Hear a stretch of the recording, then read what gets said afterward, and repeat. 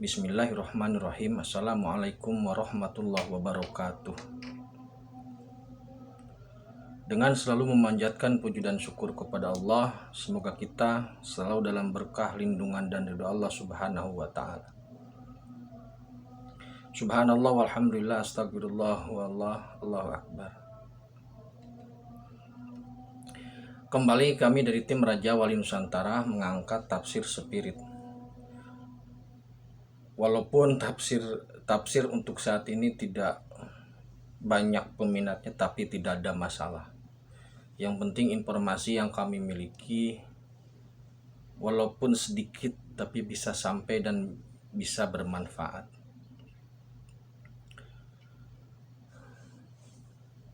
Kali ini akan membahas terkait surat At-Takasur. Saya akan bacakan dulu suratnya. A'udzubillahi minasyaitonirrajim. Bismillahirrahmanirrahim. Alhaakumut takasur hatta zurtumul maqabir. Kalla sawfa ta'lamun, summa kalla sawfa ta'lamun.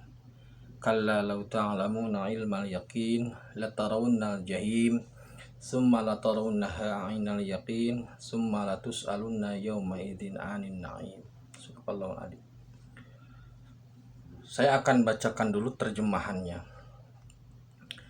Bermegah-megahan telah melalaikan kamu, sehingga sampai kamu masuk ke dalam kubur. Janganlah begitu, kelak kamu akan mengetahui akibat dari perbuatan atau melalaikan itu. Dan janganlah begitu, karena kelak kamu akan mengetahui. Janganlah begitu jika kamu mengetahui dengan pengetahuan yang yakin. Niscaya kamu benar-benar akan melihat neraka jahim, dan sesungguhnya kamu benar-benar akan melihatnya dengan ainul yakin. Kemudian kamu pasti akan ditanya pada hari itu tentang kenikmatan yang bermegah-megahan itu.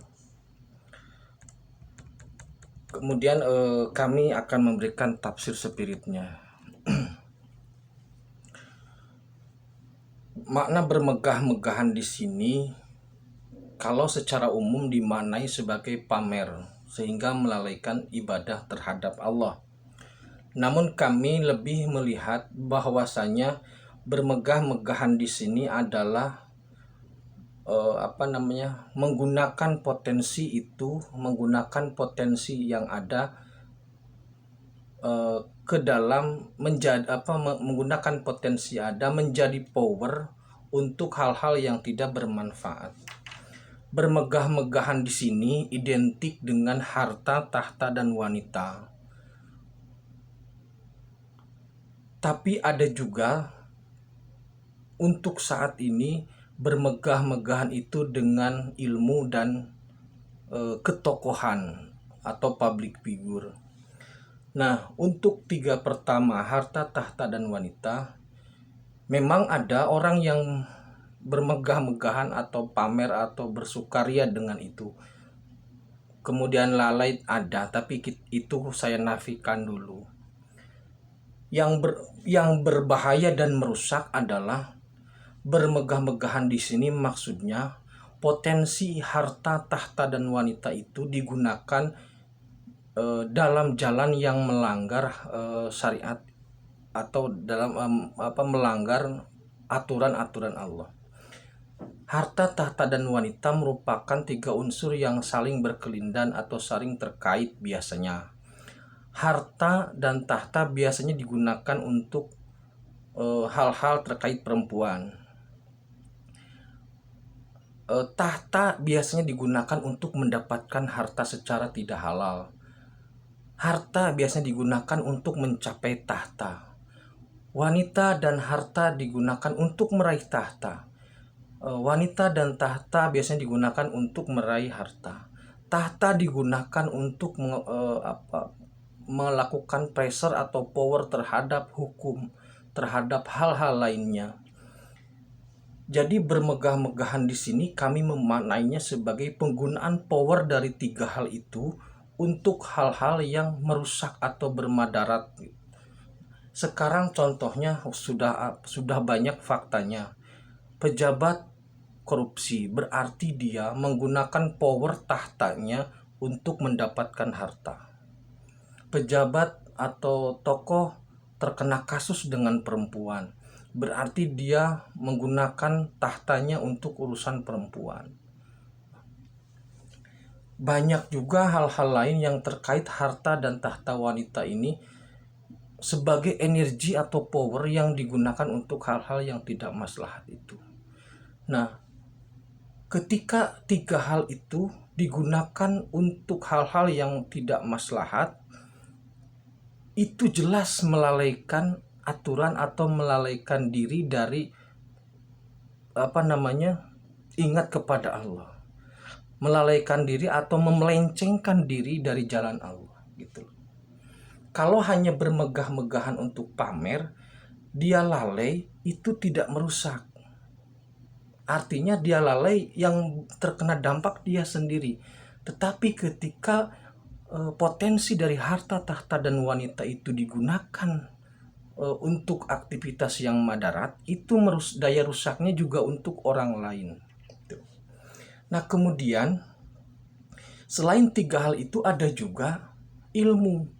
Ilmu itu juga seringkali banyak sekali orang yang secara terlihatlah dalam penyampaian atau dalam diskusi dan sebagainya, kebanggaan terhadap ilmu yang kemudian digunakan untuk membangun rumor-rumor, opini-opini yang menyesatkan, atau membangun rumor yang, atau bahkan membangun hoak gitu loh.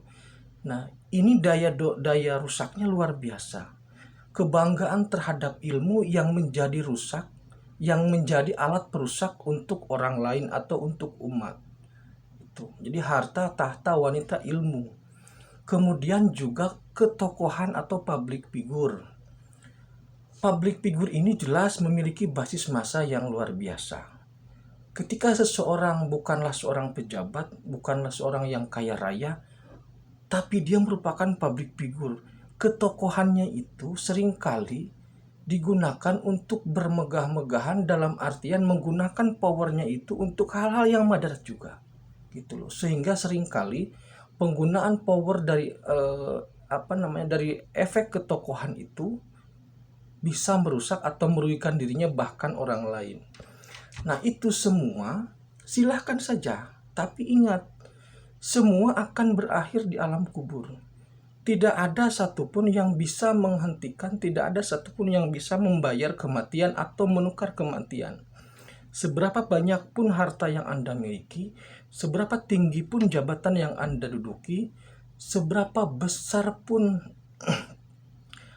seberapa hebat pun ketokohan Anda, seberapa cerdas pun Anda, tidak bisa menukar kematian.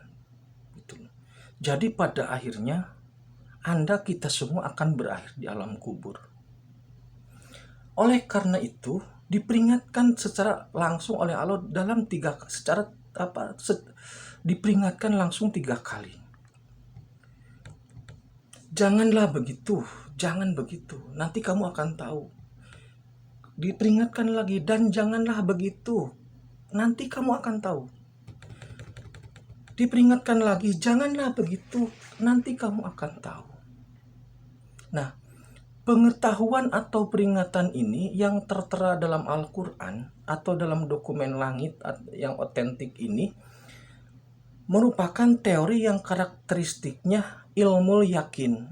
Ilmu yakin itu artinya keyakinan yang didasarkan pada teori yang ada atau pada naskah dokumen yang ada. Memang kita belum melihat apa yang terjadi setelah alam kubur, tetapi Al-Quran sudah memperingatkan. Nah, Al-Quran inilah berfungsi sebagai ilmu yakin. Nah, kemudian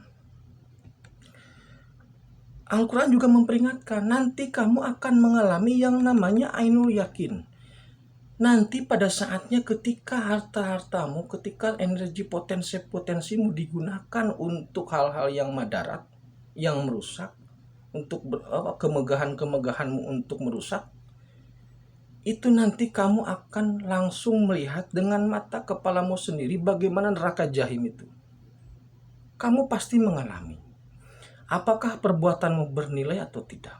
Nah, pada saatnya nanti ketika seseorang itu melihat neraka jahim secara langsung, maka itulah yang dinamakan dengan ainul yakin. Ainul yakin itu maksudnya keyakinan yang didasarkan pada fakta, kita melihat sendiri, kita mendengar langsung gitu loh. Itu ainul yakin. Jadi dilihat dengan mata kepala sendiri, itu ainul yakin. Nah, kemudian nanti juga kita ini akan dipertemukan dengan proses hitung-hitungan itu. Jadi setiap nilai dalam setiap langkah dalam kehidupan kita itu, setiap potensi yang kita miliki itu nanti akan dihitung, akan dihisab. Nah, ketika perhitungan dan perhisaban itu, maka itulah yang dimaksud dengan hakul yakin. Jadi semua nyata, gabungan dari teori ilmu yakin, ainul yakin, dan hakul yakin. Ilmu yakin sudah memperingatkan bahwasanya kalau kamu menggunakan potensi yang salah, potensi yang besar untuk tindakan yang salah, nanti kamu akan celaka. Pada saat nanti pemanya kita benar-benar diperlihatkan neraka jahim, itu namanya ainul yakin, keyakinan didasarkan pada penglihatan. Dan ketika kita benar-benar dihitung semua langkah potensi kita, seberapa nilai kebaikan, seberapa nilai kesalahannya, maka itulah hakul yakin. Jadi dalam surat ini, dalam surat At-Takasur ini penekanan satu, bahwasanya ilmu itu ada ilmu ilmu yakin, ainul yakin, dan hakul yakin.